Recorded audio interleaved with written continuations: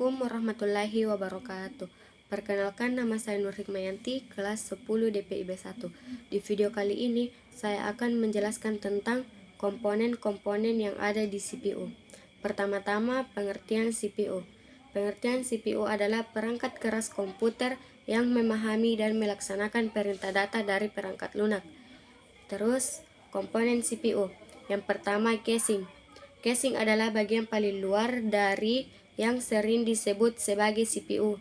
Ini fungsinya yaitu sebagai penutup dan tempat dudukan komponen lain, serta sebagai pelindung komponen di dalamnya dari kotoran dan debu.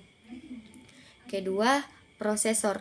Prosesor merupakan otak atau induk dari setiap pemrosesan komputer yang berfungsi untuk mengelola data dan menjalankan perintah.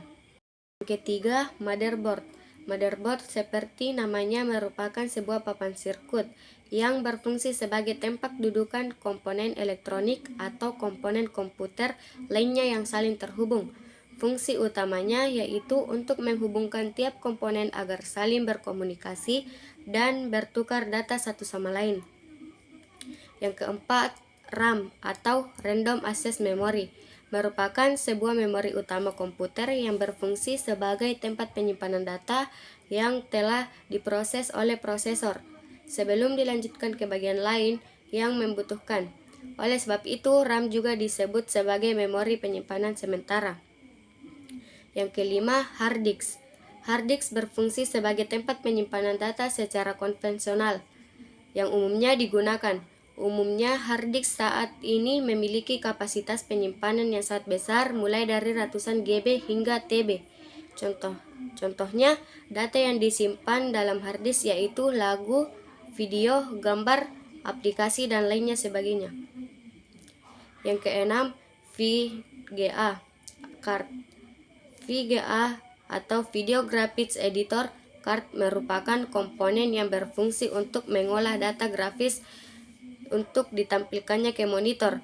VGA card merupakan salah satu komponen yang paling penting saat menjalankan aplikasi yang menampilkan grafis di monitor seperti game, video, dan sebagainya. Yang ketujuh, sound card. Sound card berfungsi untuk mengolah data berupa audio suara dari perangkat keras yang terkait seperti speaker dan mic. Yang kedelapan, optical disk drive atau lebih disering sebut dengan CD, DVD, ROM saja merupakan komponen yang berfungsi untuk membaca dan menulis pada piringan CD. 9. Power supply.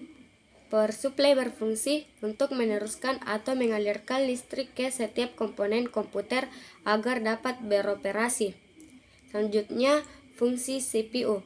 Fungsi CPU seperti kalkulator, hanya jauh lebih kuat pengolahan daya CPU. Fungsi utama dari CPU adalah melakukan operasi aritmatika dan logika pada data yang diambil dari memori atau dari informasi yang dimasukkan melalui beberapa perangkat keras seperti keyboard, scanner, tuas kontrol, dan mouse. CPU dikontrol menggunakan sekumpulan instruksi perangkat lunak komputer. Sekian dari saya. Wassalamualaikum warahmatullahi wabarakatuh.